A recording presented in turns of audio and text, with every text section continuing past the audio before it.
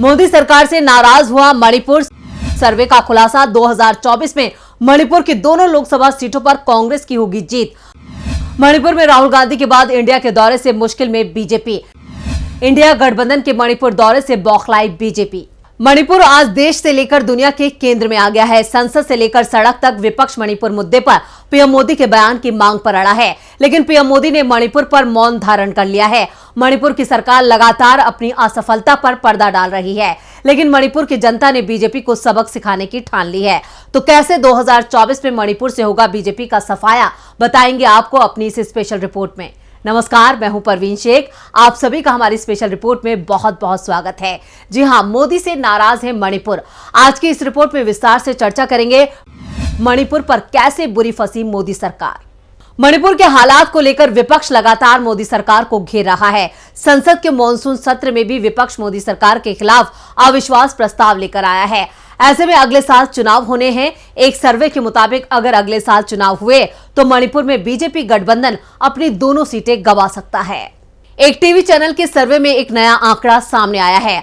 सर्वे के मुताबिक आज चुनाव होते हैं तो मणिपुर की दोनों लोकसभा सीट कांग्रेस जीतेगी।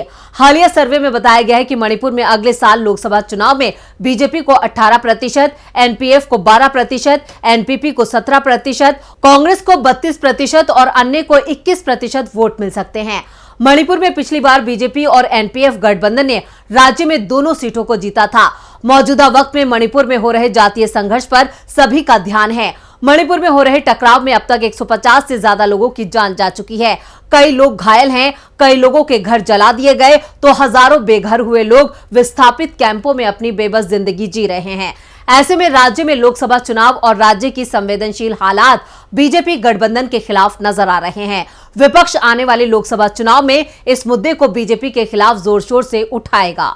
2019 लोकसभा चुनाव में भीतरी मणिपुर से बीजेपी के आर.के. रंजन सिंह विजयी हुए थे, तो वहीं बाहरी मणिपुर से नागा पीपल्स फ्रंट के लोहरो एस पफोजे ने जीत हासिल की थी। हालांकि राज्य की 2 लोकसभा सीटें किसके भाग्य में होगी, यह आने वाले लोकसभा चुनाव के बाद ही पता चलेगा। पिछले लगभग 3 महीने में मणिपुर ने क्या कुछ नहीं देखा है।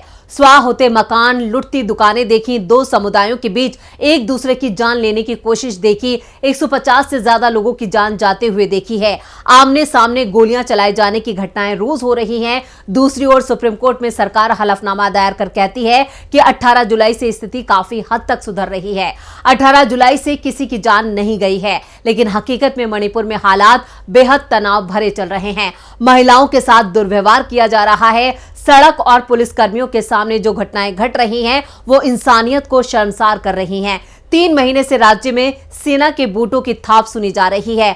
मणिपुर ये भी देख रहा है कि ऐसे लोग अपने ही देश और राज्य में शरणार्थी बन जाते हैं। लोगों की इसी परेशानी को जानने और समझने के लिए इंडिया गठबंधन का 21 सांसदों का डेलीगेशन मणिपुर पहुंचा है। लोकसभा में कांग्रेस नेता अधीर रंजन चौधरी के नेतृत्व में ये सभी सांसद इम्फाल पहुंचे। ये डेलीगेशन राज्य की जमीनी हकीकत को देख रहा है, लोगों की समस्याओं को सुन रहा है और उनके समाधान के लिए सरकार और संसद को अपनी सिफारिश भी देगा।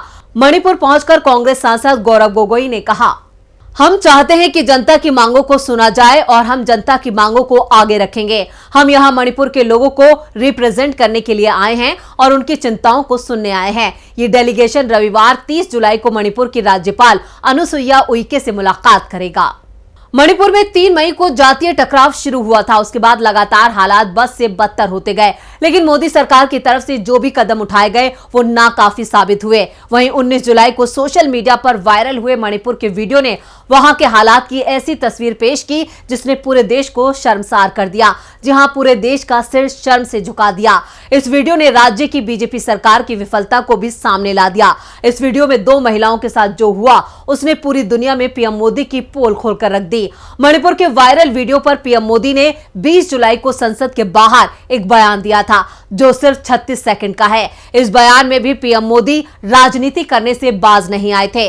तो क्या कहा था पीएम मोदी ने, चलिए देखते हैं।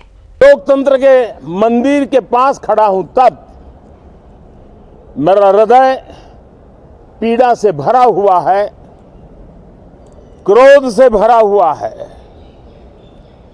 मणिपुर की जो घटना सामने आई है किसी भी सभ्य समाज के लिए ये शर्मसार करने वाली घटना है। पाप करने वाले, गुनाह करने वाले कितने हैं, कौन है, वो अपनी जगह पे है, लेकिन बेइज्जती पूरे देश की हो रही है। 140 करोड़ देशवासियों को शर्मसार होना पड़ रहा है। मैं सभी मुख्यमंत्रियों से आग्रह करता हूं कि वे अपने राज्य में कानून व्यवस्था को और मजबूत करें, खास करके हमारी माताओं बहनों की रक्षा के लिए कठोर से कठोर कदम उठाएं। घटना चाहे राजस्थान की हो, घटना चाहे छत्तीसगढ़ की हो, घटना चाहे मणिपुर की हो, इस देश में, हिंदुस्तान के किसी भी कोने में, किसी भी की राज्य सरकार में राजनीतिक वाद विवाद से ऊपर उठ करके कानून व्यवस्था का महात्मा, नारी का सम्मान, और मैं देशवासियों को विश्वास दिलाना चाहता हूं, किसी भी गुनहगार को बख्शा नहीं जाएगा। कानून अपनी पूरी शक्ति से, पूरी सख्ती से एक के बाद एक कदम उठाएगा। मणिपुर की इन बेटियों के साथ जो हुआ है, इसको कभी माफ नहीं किया जा सकता है। मणिपुर में जातीय संघर्ष के 78 दिन बीत जाने के बाद पीएम मोदी के इस बयान पर बीजेपी विधायक ने ही पीएम मोदी की आलोचना कर दी थी। मणिपुर से बीजेपी विधायक पाउली नाल हाउकिप ने एक इंटरव्यू में कहा, 79 दिनों के बारे में भूल जाइए। इतनी बड़ी घटनाओं पर प्रतिक्रिया में देरी के लिए 1 हफ्ता भी लंबा वक्त है। पीएम मोदी की प्राथमिकताएं पूरी तरह से गलत हैं। पीएम मोदी अमेरिका गए, ठीक है, अंतर्राष्ट्रीय संबंधों के महत्व को नजरअंदाज नहीं किया जा सकता, लेकिन जहां लोग मारे जा रहे हैं उस मामले को सुलझाने पर भी ध्यान देना चाहिए। हमने जनता के प्रतिनिधि के रूप में प्रधानमंत्री से मिलने का समय मांगा था, लेकिन कोई प्रतिक्रिया नहीं मिली। हम आज तक उन्हें स्थिति की गंभीरता से अवगत कराने के अवसर का इंतजार कर रहे हैं।